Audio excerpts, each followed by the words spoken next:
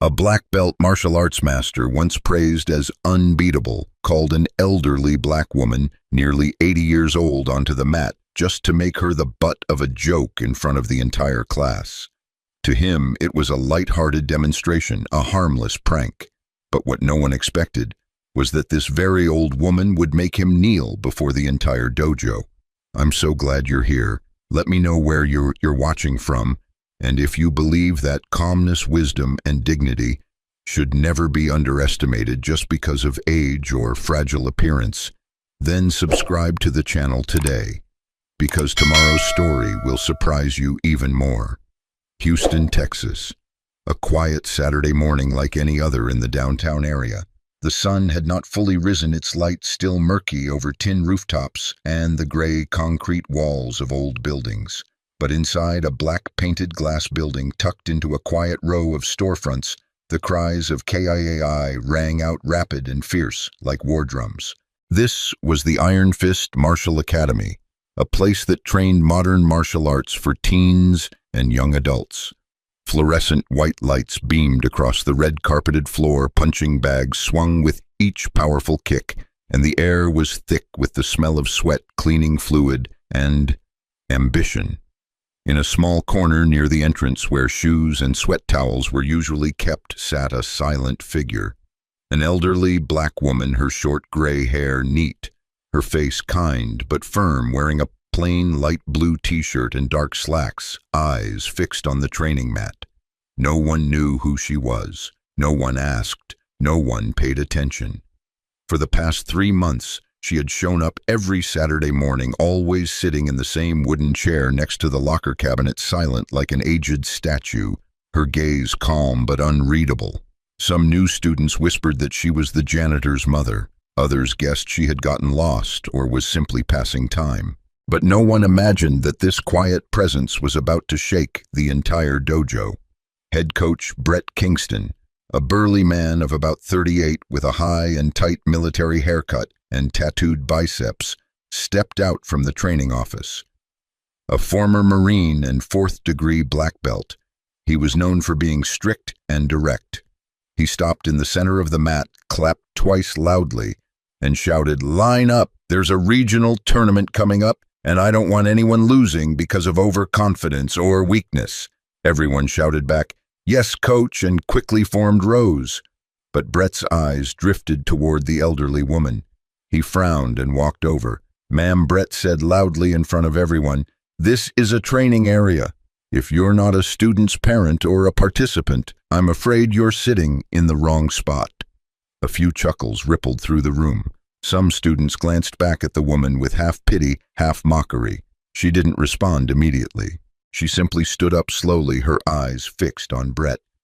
"I came here to train," she said, her voice low but clear, each word pronounced as though each breath had been honed through the years. "I've observed long enough these past 3 months. Today, I want to step onto the mat." The entire dojo fell silent for a few seconds.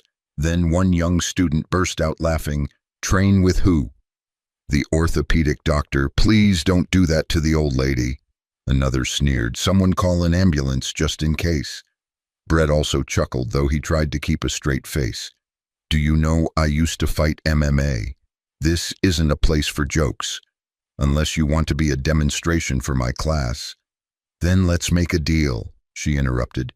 "If I last 1 minute, you let me train. If I don't, I'll leave. No one loses face. And if you make me fall," Brett taunted. She smiled faintly, her gaze deep like a dry well in winter. "Then you invite me into the advanced training class." Laughter exploded like a wave. Brett shrugged, then turned to a student with a camera. "Film this. We'll use it for instructional material." The two faced each other at the center of the mat. Ms. Mildred's small-framed salt-and-pepper hair still holding a towel in her hands, without a hint of trembling. Brett, nearly 2 heads taller, fists clenched, ready to end this act with one gentle strike. "Begin!" The command rang out.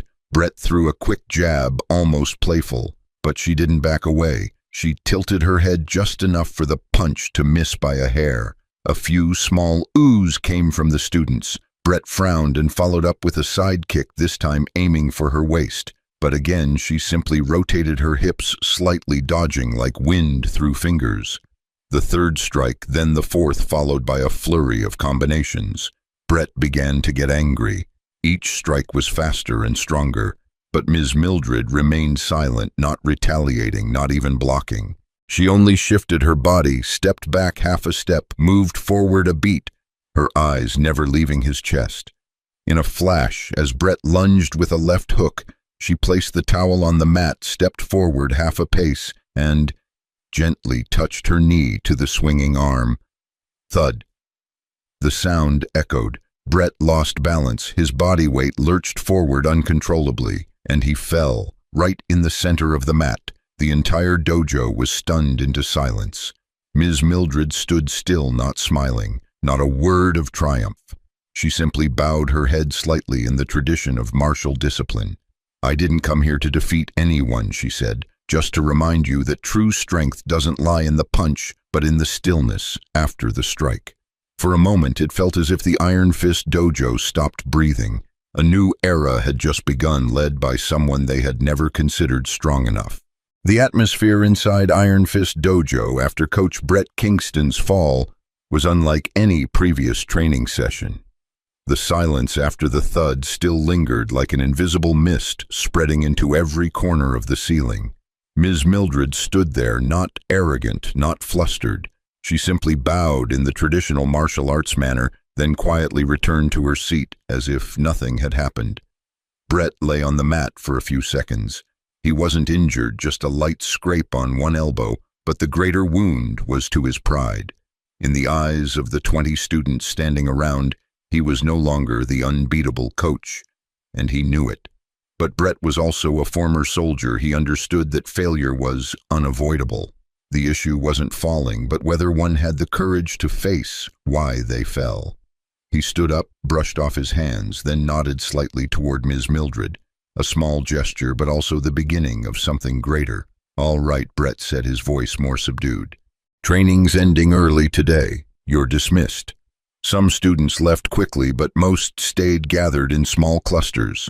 Then, as if the entire class suddenly remembered something, all eyes turned toward Janelle, the white blonde-haired student holding a phone. Janelle had recorded the match. No one had asked her to. She did it on instinct, out of curiosity, expecting to watch the coach quickly take down the elderly woman. But the truth had turned out very differently. Now, in her hands, was a clip barely 60 seconds long showing Coach Brett falling not because he was struck, but because of himself. "You gonna delete that?" a student asked quietly. Janelle looked at the screen, then looked up at Brett. No one said a word. Brett looked at her for a few seconds, then turned away. No nod, no shake of the head. And in that silence, Janelle's finger didn't press delete. She tapped send, sending it to the dojo's private group chat. That evening, the clip spread like wildfire. At first only among the 28 students of Iron Fist, then rapidly shared across Instagram, TikTok, Reddit. Captions began popping up. "Elderly lady drops black belt coach without throwing a punch." "What technique is this? Looks like a wuxia movie. Is this fake? That fall looks staged. No way. Did she predict his move? What's her name? Anyone know by 11 p.m.? That night, the clip had over 32,000 views. Some people mocked it. Others began analyzing every movement, every angle of Ms. Mildred's posture, each subtle step. One anonymous account even made a slow-motion version with notes: "Hip rotation 8 degrees shifts opponent's axis." The next morning, Brett arrived at the dojo early as usual. But this time he saw 4 new students waiting outside, all there for the same reason. They said, "There's an old lady here who just taught the world about stillness," one of them said, smiling shyly. "We'd like to see if we can learn that." Brett sighed. He wasn't sure whether to feel happy or uneasy. He wasn't even sure what he felt ashamed for having underestimated her, or grateful for having witnessed something extraordinary. Meanwhile, in a small apartment in the southern suburbs of Houston, Ms. Mildred was sipping tea. Her hand still held the old towel from the previous day's training. On the table in front of her was a flip phone, no social media, no camera, but she didn't need it to know what was happening. The doorbell rang. It was Brett. He stood at the door holding a card, not an invitation, an apology. "I don't know how you did what you did yesterday, but I know I was wrong. I'd like to invite you, if you're willing, to share some basic techniques with the class." She didn't answer right away. She simply poured more tea into his cup. Brett sat in silence, his eyes fixed on her hands, hands that didn't tremble, hands without the calluses of a combat-hardened fighter, yet radiating an inexplicable authority. "You know, my father once asked to teach at your old dojo," she said, still not looking up. Brett froze. "Elijah Carter," he whispered.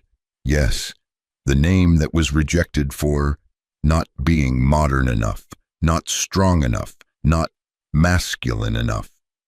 Brett clenched his hand slightly.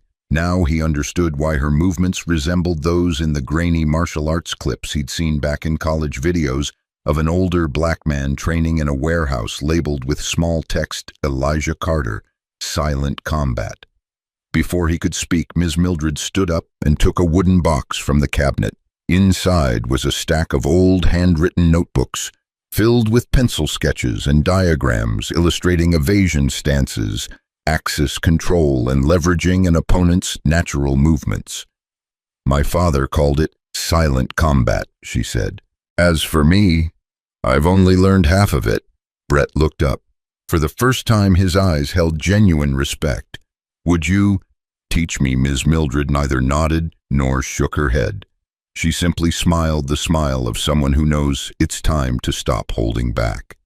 2 days after the shocking match between Ms. Mildred and Coach Brett, Iron Fist Dojo felt like it had just gone through a silent earthquake. No shattering sounds, no dust clouds, but every gaze had changed. Instead of huddling together to debate newly learned techniques, students now whispered about the silver-haired woman in the pale blue t-shirt who always sat quietly in the corner, the one no one had cared about before now becoming the center of attention.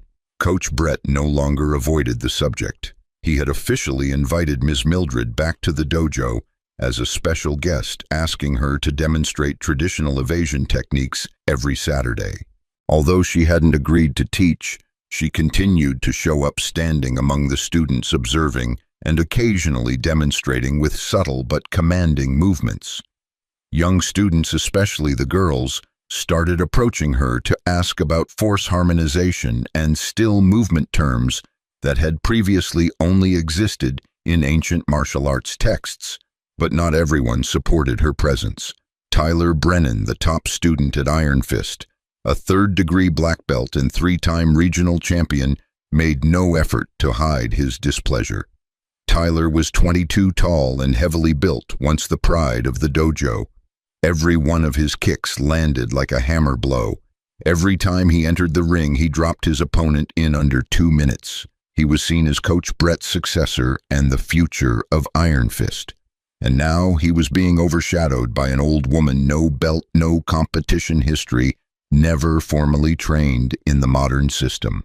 "This is a joke," Tyler said loudly during a break, seeing a group of students re-watching the video of Ms. Mildred making Brett fall, a clumsy fall getting blown up like it's some legend. "If that's martial arts, then I'm a yoga instructor." A few laughed awkwardly. Others stayed silent. The mood in the dojo was splitting. Brett heard it. He walked over, trying to keep things civil. "Tyler, people are learning something new. No one's denying your achievements, but humility is something every martial artist needs. I don't need to learn how to slip past a punch." "Gently," Tyler said, lips tight. "Martial arts is about attacking, about winning. My kick can break bones. What can she do besides stand there and shrug?" The whole dojo froze as Tyler suddenly turned toward the corner of the room. Ms. Mildred was standing there, still holding her old towel, silently observing as always. "You, Tyler," called out loudly, his tone unmistakably provocative. "I challenge you to the mat, in front of everyone, to prove one thing: martial arts isn't mime. The room went dead silent. Mildred didn't respond immediately. She slowly stepped into the center of the green mat, the ceiling lights casting a glow on her silver hair like moonlight on a lake's surface. She looked at Tyler. What is it you want to prove? That this dojo still honors real strength, not some stage for an outsider's show? Brett stepped forward, about to intervene. Tyler, that's enough. Ms. Mildred doesn't need to. I accept. She cut in, her voice calm. A collective gasp rose in the dojo. Brett fell silent, then sighed. He knew this moment would come eventually. Tyler smirked. No points, no time limit. Ends when one of us can't continue. She nodded. I accept, but I have one condition. What now? Tyler frowned. No one is allowed to laugh, no matter who falls. A brief hush. Brett slowly stepped onto the mat. I'll referee. Students gathered into a circle, eyes tense, phones secretly switched on to record. Tyler took off his jacket, stepped onto the mat in a white gi neatly tied with his black belt. He exhaled deeply, stepping firmly as if preparing for an MMA bout. Ms. Mildred, still in her simple blue t-shirt, just set her towel aside. She didn't warm up. She simply closed her eyes, breathed gently, and stood still like a stone pillar in the wind. Begin, Brett shouted. Tyler charged like a tiger, launching a high roundhouse kick at lightning speed. Ms. Mildred didn't dodge in the usual reflexive direction. She stepped forward a short beat, causing the kick to overshoot in the blink of an eye. No one saw clearly what she did, but Tyler staggered slightly. He turned instantly, launching a hand combo left-right knee in rapid succession, but none of the strikes landed. She moved, as if breathing guided her steps. The entire dojo held its breath. Tyler began to pant. And then, as he unleashed a powerful right hook, Ms. Mildred shifted her stance, swung her arm without touching him, just realigned her shoulder axis, and Tyler fell. No one could believe it. The dojo's strongest fighter lay sprawled on the mat, eyes wide, staring at the ceiling, mouth open, as if he couldn't comprehend what had just happened. Ms. Mildred stood still, not the slightest bit triumphant. I didn't come here to win, she said. I came to show you if your strength comes from muscle, then your weakness lies there too. Tyler said nothing, but for the first time his gaze was no longer proud. No one left the dojo immediately after the match between Tyler Brennan and Ms. Mildred Carter. Although it lasted just over 3 minutes, it felt as if the entire room had witnessed a historic moment. Tyler was still lying on the mat. His eyes stared at the ceiling, as if trying to understand how he had fallen, not from being hit, but from being unable to even touch his opponent. An elderly woman, nearly 80 years old, wearing only a blue t-shirt, no belt, and using no strength. She made me fall without touching me, he whispered as if talking to himself. Coach Brett walked over and extended a hand to Tyler, but he didn't take it right away. Tyler sat up, steadied himself, and stood on his own, slightly unbalanced. The entire dojo remained silent. No one dared to applaud. No one dared to laugh. Even those who had mocked Ms. Mildred now simply looked down at the mat, embarrassed. A female student stepped forward. It was Janelle, the one who had filmed the match between Ms. Mildred and Brett. Tyler, are you okay? Tyler didn't answer. He just looked over at Ms. Mildred, standing at the edge of the mat, with the same demeanor as always, calm, neither proud nor pitying. No, he said quietly, I'm not hurt, but everything else, it's no longer the same. 3 days later, Tyler showed up at the dojo in the evening after official training hours. He carried a backpack and a sheet of paper. Brett was mopping the floor when he saw Tyler walk in. You thinking of quitting? Brett asked, slightly concerned. Tyler shook his head. No, I'm asking to start over. Brett frowned. But not in the old class, Tyler continued. I want to learn from the person who made me fall, without a punch. He opened his backpack and took out a notebook. On the first page was a handwritten title, Carter Style. Lesson 1, Stand firm before yourself. Brett said nothing. He nodded. The next afternoon, Ms. Mildred received a handwritten note tucked inside a box of pastries left at her door. "I'm sorry for underestimating you, but if you're willing, I want to start over from the beginning, as a student, as someone becoming new. Tyler." She didn't reply. But that evening, when Tyler came to her house, a modest apartment in East Houston, she was already waiting at the door. Still holding her old towel, she said only one sentence: "If you want to truly learn, start by mopping the floor." In the following weeks, after official hours at Iron Fist, Tyler helped Ms. Mildred clean out the old warehouse that once served as her father Elijah Carter's training and teaching space. The place had been abandoned for over 20 years. The tin roof was full of holes, the walls were peeling, the tiled floor was mossy green, but in the center of the room was a rolled-up straw mat still neatly folded, and a small photo frame hanging loosely, the portrait of an elderly black man wearing a beret, eyes that seemed to pierce through time. "This was my first teacher," Mildred said, her voice soft as the wind. "He didn't want to teach fighters. He wanted to teach those who knew how to step back." Tyler didn't fully understand, but he didn't argue. He simply bowed his head and swept the floor. After 2 weeks, the room looked transformed. Tyler's old friends began dropping by. Some came to help, others just stood watching, curious. Then a girl came, Emma, once a lower-level student at Iron Fist, who had quit after dislocating her shoulder in a match with Tyler. She timidly asked, "Do you accept cowards here?" Ms. Mildred simply handed her a towel and pointed to the floor. "Start with your breath." 2 months later, the Carter Dojo officially opened. No large signboard, just a piece of wood hanging by the door that read Carter Dojo. No competition, no belts, only learning how not to fear yourself. The first class had only 5 people.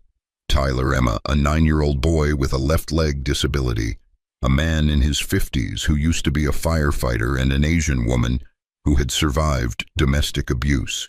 They sat in a circle on the floor, no uniforms, no grand titles for instructors. Mildred walked in, eyes calm, her back slightly hunched but her stride steady. "You're not here to fight," she said. "You're here to learn how not to fight and still not be defeated." Meanwhile, back at Iron Fist, Dojo coach Brett hung a new photo on the wall next to the medals and championship trophies. It was a photo of Ms. Mildred standing next to Tyler with his hand holding a notebook labeled Day 1. Below the photo was a quote, "Strength doesn't lie in striking, but in not being pulled into where striking becomes necessary." Elijah Carter. Every afternoon at the small dojo named Carter Dojo, one could witness scenes unlike any other martial arts school in the city.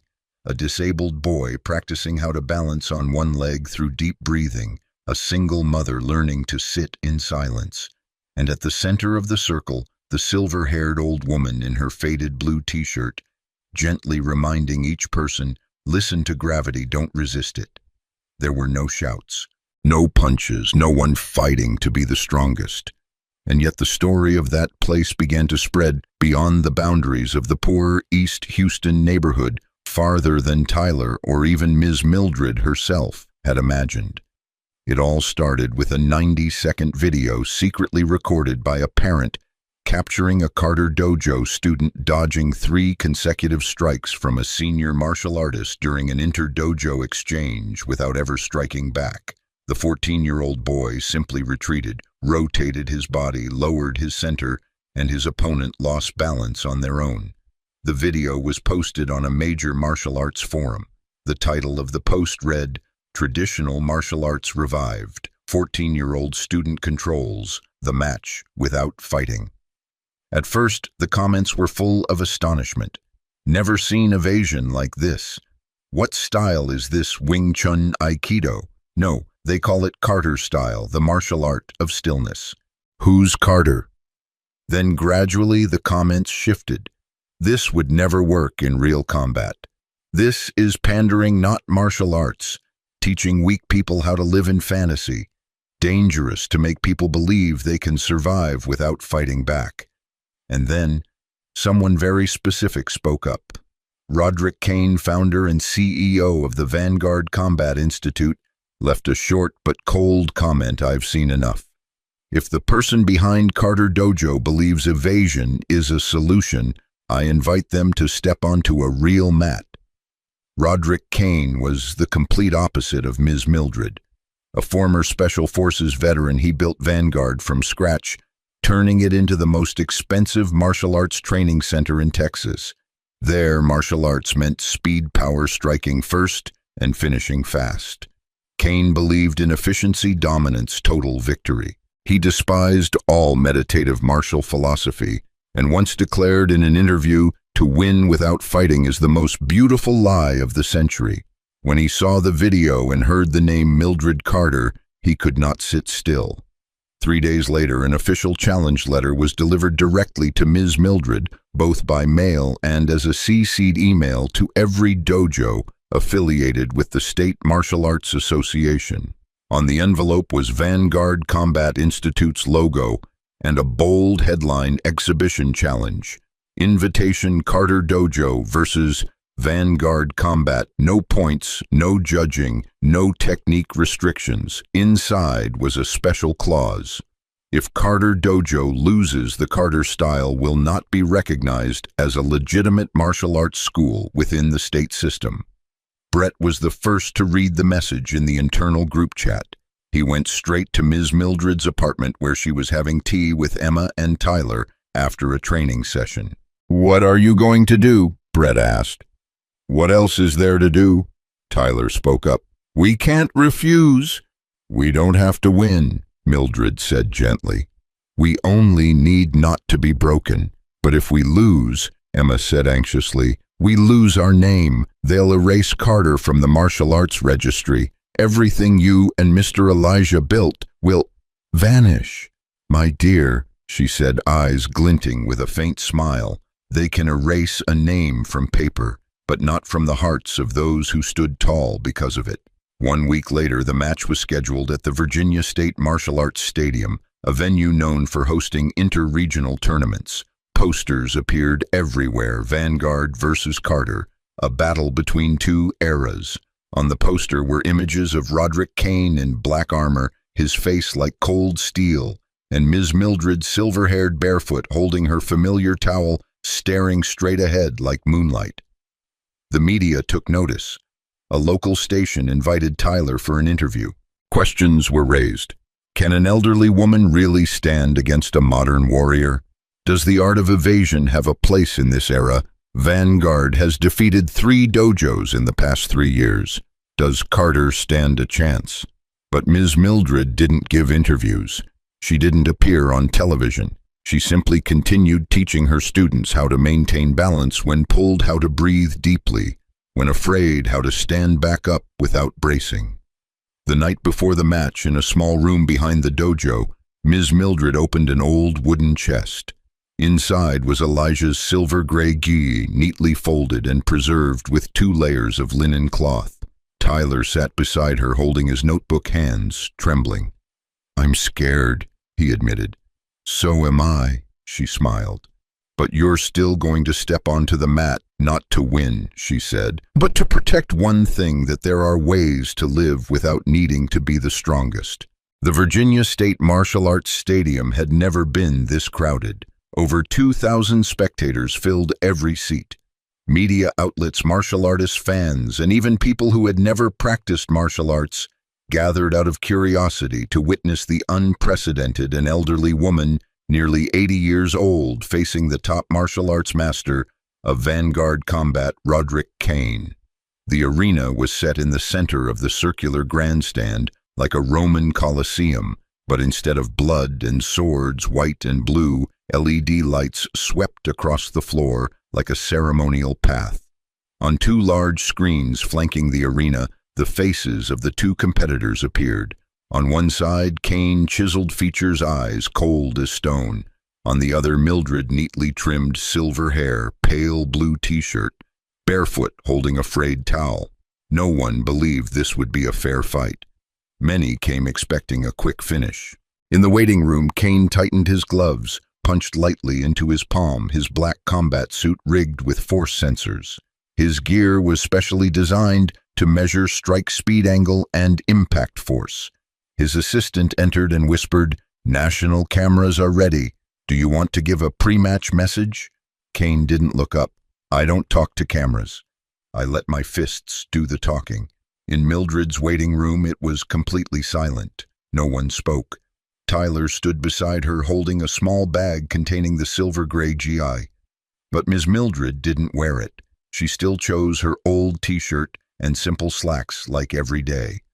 "You don't have to step onto that mat," Tyler said softly. "No one's asking you to carry all this." "My son," she smiled, "when you realize you have nothing to prove, that's when you're strong enough to step out." She left the room, each step slow but firm, walking down the quiet hallway like an old lion. No roar, no show yet, every hair on her body declaring, "I have lived enough not to fear falling." To the ring, the MC's voice rang out amid the stage lights and the constant clicking of cameras. Kane stepped out first, tall, muscular, moving like a combat machine. He bent down, knocked his fist against the mat, a deep, resonant thud. Then Ms. Mildred appeared small in the spotlight, with no effects, no music, only gazes. And among them many were once mocking, now holding their breath. The entire stadium fell silent as the two faced each other. The referee stepped in exhibition match. No points, no time limit, intervention only if one side cannot continue. "Are both sides ready?" Kane nodded. Ms. Mildred simply closed her eyes and opened them again, as if greeting herself. The match began. Kane didn't hesitate. He charged in, opening with a low sidekick, textbook lightning fast. Everyone thought it would end there, but Ms. Mildred didn't retreat. She stepped forward half a beat, bent down, and the kick skimmed across her back like wind over water. The entire crowd let out a unified, "Oh!" Kane spun, launching a stronger, tighter right-hand strike, but she merely tilted her shoulder at the perfect angle, letting the punch pass through empty space. At the technical desk, the sensors displayed strike force 317 newtons, speed 38 km/h, effectiveness 0%. Kane stepped back now, cautious. He switched tactics, transitioning to a combo punch, knee, elbow, left hook, but every strike missed, not because Ms. Mildred was fast, but because she was no longer where the strike landed before it even arrived. The audience held its breath. Some began sitting upright. For the first time, they weren't waiting to see who got hit, but how she could evade an entire sequence without dancing around or fleeing. Kane began to sweat. Beads formed on the back of his neck. He had never fought someone who didn't strike back. Her silence became a mirror reflecting his own fury. He shouted, launching a full-force roundhouse kick, a strike capable of ending any professional bout. But Mildred didn't dodge the usual way. She stepped straight in as if inviting the blow, then tilted her body just slightly and gently touched her knee to Kane's shin.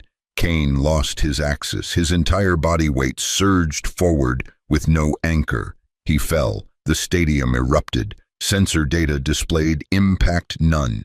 Fall trigger, loss of balance. Total force received 0 Roderick Kane lay on the mat. For the first time in his competitive career, he fell without anyone touching him. He opened his eyes and saw Ms. Mildred standing there, not triumphant. She didn't approach, didn't speak. She simply looked at him with eyes, quiet as the sea. He slowly sat up. The referee didn't need to say a word. Everyone had seen clearly. Kane stood up slowly, his eyes still locked on the woman who had just shaken the foundation of his entire worldview. He removed his gloves, unwrapped his wristbands, untied his shoes. Then he knelt. "I was wrong," Kane said into the microphone. His voice choked slightly. "I used to think only strength could preserve life, but today I understand. Sometimes not resisting is the strongest thing." Ms. Mildred stepped forward and bowed. "No one was wrong," she replied. "There are just some battles that don't need a winner, only someone who wakes up." 3 days after the match, major newspapers across Texas and the United States couldn't stop repeating 3 words, Mildred Carter style. From specialized martial arts forums to the lifestyle columns of major publications like Houston Tribune, The Atlantic Martial, and Martial Spirit Weekly, people were constantly analyzing, debating, pushing back, and marveling. How could a nearly 80-year-old woman take down a symbol of modern martial strength without throwing a single strike? Even more astonishing to the public was the attitude of the defeated Roderick Kane. His kneeling, removing his gloves, and apologizing right there on the mat was not only a shock to the martial arts world, but a symbol of something unprecedented, the largest ego bowing to something he once considered meaningless. At Vanguard Dojo, the atmosphere shifted quickly. Banners like KO or nothing were taken down. Some students started requesting more meditation classes, passive technique workshops, and even breathing sessions. One of the younger instructors whispered in the break room, "I've never seen anyone make Master Kane kneel, let alone in front of the whole country." Roderick didn't teach any classes immediately afterward. He withdrew in silence, but surprisingly, he didn't walk away. On the contrary, he quietly showed up at Carter Dojo. That day, Ms. Mildred was sitting with Tyler and Emma after a class. A few kids were playing with a yoga ball out on the cement yard. A black pickup truck pulled up in front of the dojo. Roderick stepped out, not in uniform, just a simple button-down shirt and sneakers. In his hand was a small box of tea.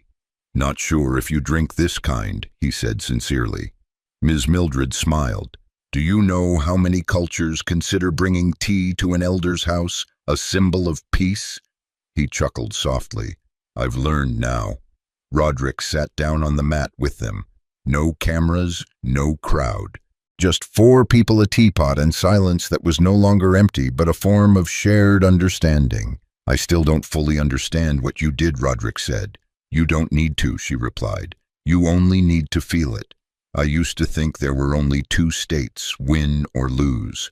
And now I think there's a third. Awakening."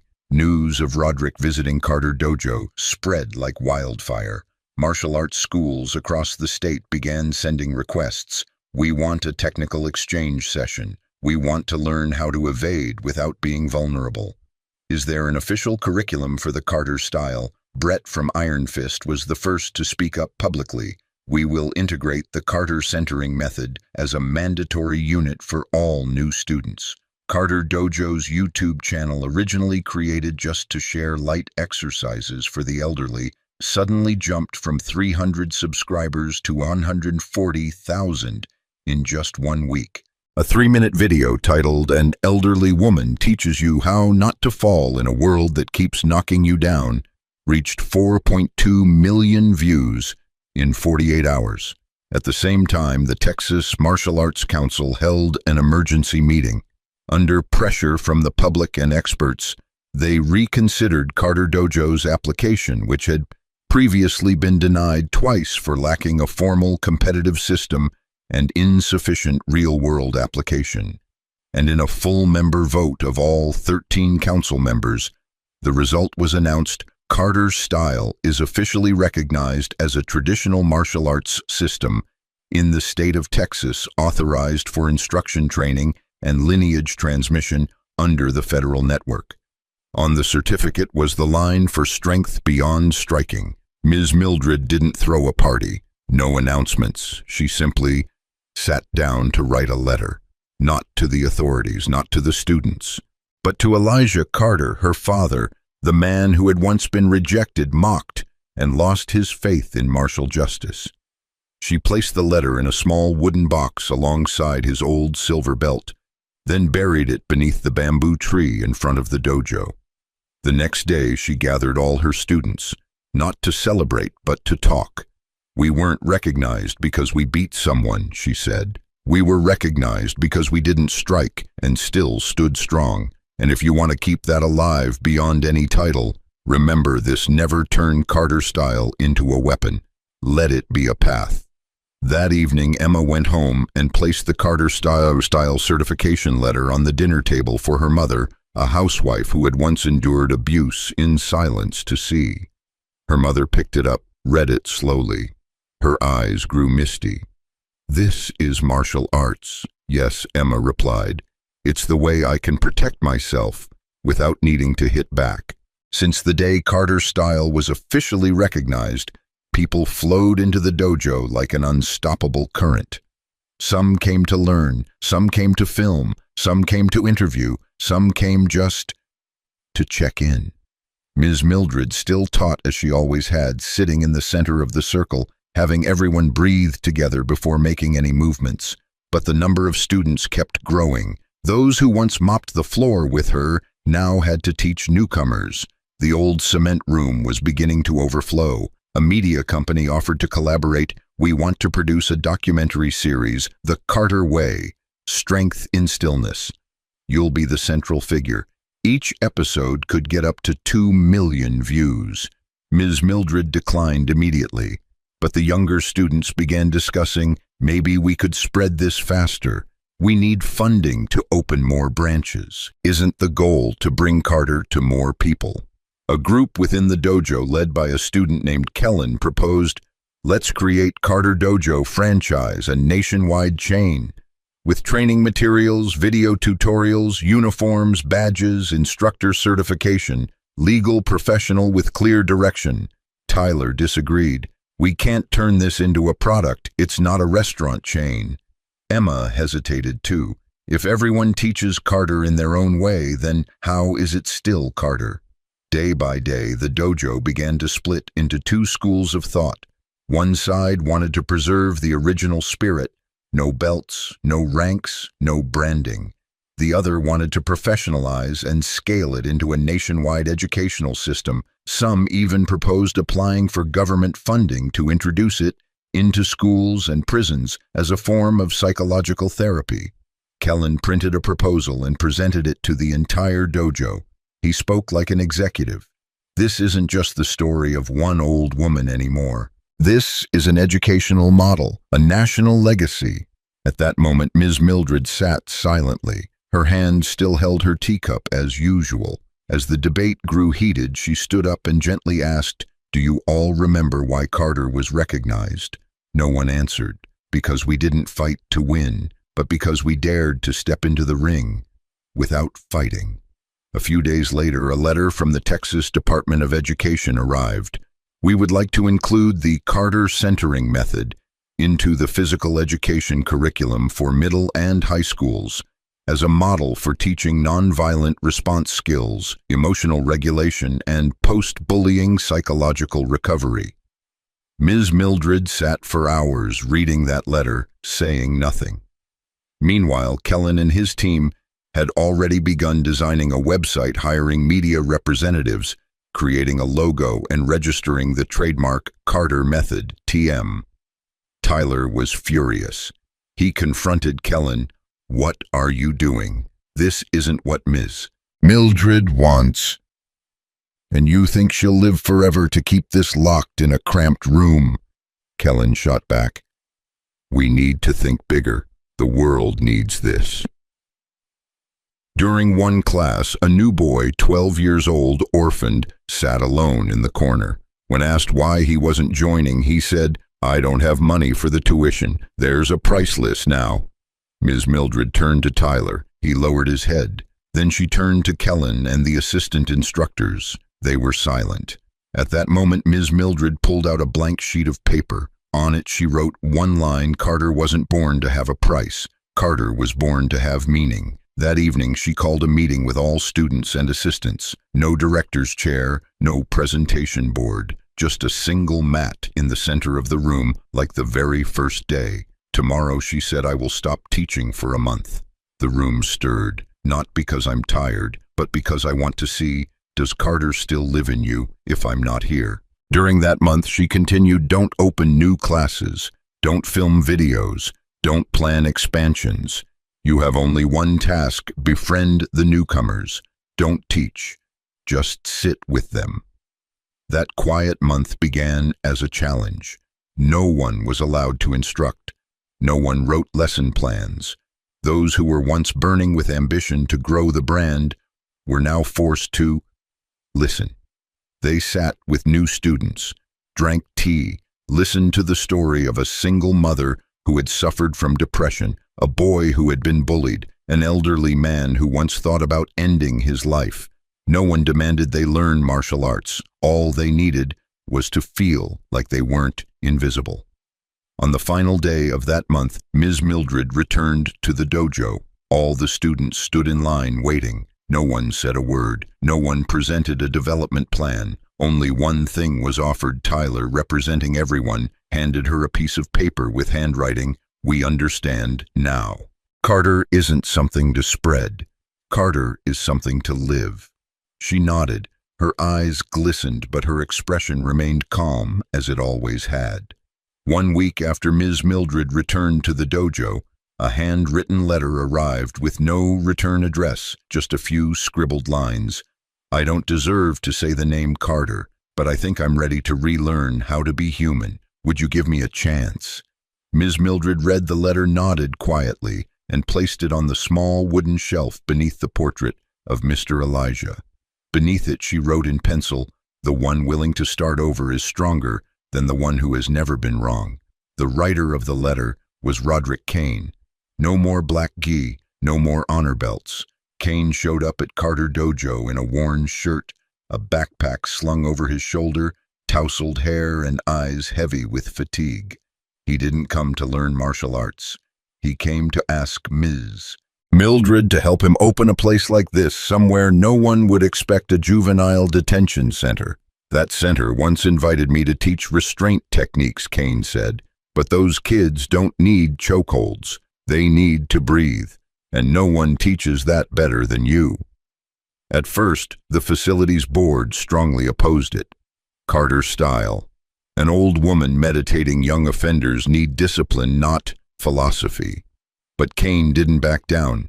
He sent them the video of his match with Mildred, sent psychological reports of 3 teens who had participated in a short centering class at the dojo, where after just 3 weeks, their night terrors disappeared. Eventually, the detention center agreed to a pilot. The first Carter class behind bars had 6 participants, 3 of whom were labeled high risk for reoffending. The first class involved no strikes, no KIAI shouts. No one was asked why they were in jail. There was only one lesson: if you can stand upright without bracing, you can live without fighting. A 16-year-old boy named Luis asked, "But if I don't fight, who's gonna fear me?" Ms. Mildred looked at him, her eyes without judgment. "Do you need others to fear you in order to live?" Luis said nothing. His eyes welled up. He had never been asked that before. After 6 weeks, something unexpected happened. 3 out of the 6 students wrote apology letters to their victims' families, something they had repeatedly refused to do before, even under pressure. One of them, Malik, wrote, "I don't know how to say sorry with words, so I'll learn to say it by not repeating myself." Around the same time, Tyler and Emma were invited to join a nonprofit project at a high school once notorious for bullying in South Houston. The school wanted to introduce the Carter centering model into homeroom periods, but didn't call it martial arts. They feared parental backlash. Tyler smiled and replied, "We never called ourselves martial artists. We just learned how not to fall in front of what hurts us." The first class had 12 students. Among them was a shy Asian girl named Lynn, who had been bullied to the point she stopped speaking. Throughout the session, she said nothing, only watched. But at the end of the class, Lynn quietly placed a note on Emma's desk. It read, "I didn't think someone like me could stand up, but I saw that old lady stand without shaking. So I thought, maybe I can too." News began to spread, but this time not from the media, but from people who had been changed. A mother told her neighbor that her child now slept soundly after sitting quietly with a strange teacher who wouldn't let them talk. A student recorded a vlog saying, "One Carter class helped me stop yelling at myself." And then something unexpected happened. A second Carter Dojo opened, not by Ms. Mildred nor by Tyler or Kane, but by the very person who once treated her as a joke. Kellen, the former student who had tried to commercialize Carter, but later withdrew. After conflict, quietly returned to his hometown in Mississippi. There he opened a small training center called the Quiet Route. On the sign there was no word for martial arts, no black belt, no image of a person throwing a kick. Just one quote, "A tree doesn't need to roar to grow." And on opening day, the first person to step into the class wasn't a muscular young man, but a 72-year-old woman who had come to learn how to stand up again after losing her husband. Back at the original Carter Dojo, Ms. Mildred stood outside looking at the bamboo tree by the entrance, the one under which she had buried her letter to Elijah. The wind blew gently, the leaves rustled. Tyler came beside her. "You know," he said, "people everywhere are starting Carter-style classes now. But no one's fighting over the name anymore, because they understand," she replied. "Carter isn't a name. Carter is a way to exist." One October afternoon, after a light rain, the dojo courtyard still shimmered with puddles reflecting faint light. Yellow bamboo leaves fell one by one onto the old stone steps. Tyler was packing up floor mats. Emma was cleaning the windows, and Ms. Mildred sat on her familiar wooden chair, holding a cup of hot tea. Her eyes drifted toward the gate, as if waiting for something, or perhaps waiting for nothing at all. "Do you think one day this dojo will be gone?" Tyler asked. She smiled gently. "Only things stuck to brick walls disappear. What clings to people lives wherever they go." The dojo gate suddenly opened. A boy around 8 years old stood there. An oversized gray hoodie hung from his shoulders, arms wrapped around a worn-out backpack. His curly hair drooped over half his forehead. He wasn't accompanied by an adult. Tyler stepped forward. "Can I help you, kid?" The boy didn't answer right away. He just looked directly at Ms. Mildred and asked, "Do you teach people who have nobody here?" The whole dojo courtyard fell silent. Ms. Mildred set down her cup. She didn't ask what nobody meant because she understood. It was how a child names loneliness when they don't know the words for it yet. She stood up and stepped in front of the boy. "Here," she said slowly, "we don't ask where you're from. We only ask, do you want to stand strong?" The boy nodded softly. "Then you've come to the right place." In the days that followed, the boy named Noah became part of the dojo. No one knew much about him, only whispers from the community center he lived with his grandmother. His mother had passed and his father was missing. Noah didn't talk much, didn't smile often, but there was one thing everyone noticed: he learned how to breathe deeply, very quickly. In one class, while Tyler was teaching the Quiet Route exercise, Noah suddenly stood up, walked to the center of the room, and bowed deeply before everyone. No one understood what had just happened, but afterward he sat back down and whispered, "I don't want anyone to fall because of me anymore." It was the first time Noah had ever spoken a full sentence. One evening after class, Ms. Mildred sat alone in the photo room. On the wall were old pictures, a young Elijah Carter herself as a student, the photo of the dojo on the day it was officially recognized, and most recently pictures of Kane, Tyler, Emma, and even Kellen. Noah stepped in.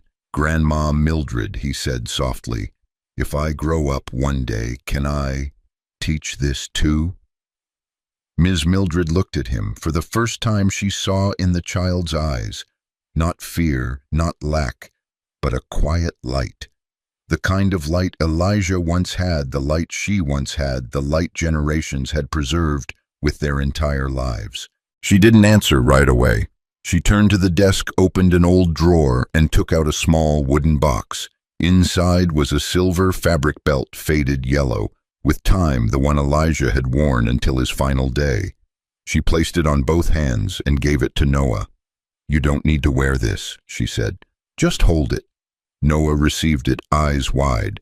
"Because the one who holds the belt isn't the best," she continued, "but the one who knows they're carrying part of the soul of those who came before." That night, Ms. Mildred sat down to write what would be the final letter of her life. A letter not addressed to anyone in particular, just lines that felt like she was speaking to herself. If one day someone asks, "Why did you teach martial arts when your back was bent and your knees ached?" Tell them, because there are children who've never heard someone say they deserve to be strong, even with just a single breath. If they ask, "What is Carter?" Tell them Carter isn't a punch, isn't a guard stance. Carter is how you walk after the world has knocked you down. And if they ask, "When does the dojo end?"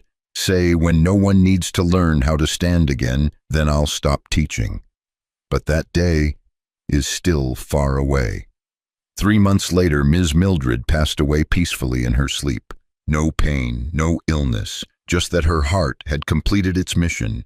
Her funeral was held at the dojo. No casket placed in the center of the room, just a round mat and a cup of tea in the middle like the old days of class.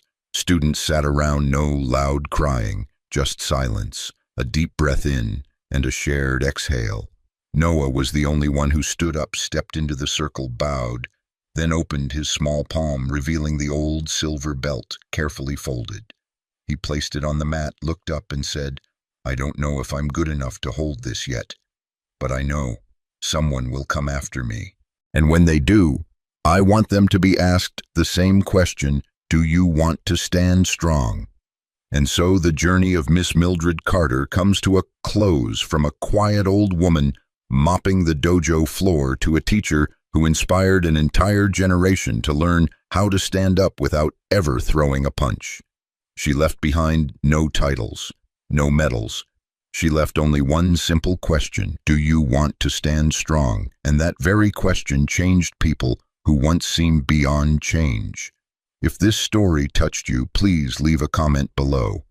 What in life once made you want to give up, and what helped you rise again? And if you haven't subscribed yet, hit like, subscribe, and share this video so that more people can be reminded. Strength doesn't lie in the strike. It lies in the courage to rise, even if only through a single breath. We've already picked out a few videos we think you won't want to miss. Let's continue this quiet but powerful journey together in a place where everyone has the right to stand strong, regardless of age, judgment, or past. Wishing you a peaceful day and the strength to believe in what's right, even when the whole world turns its back on it.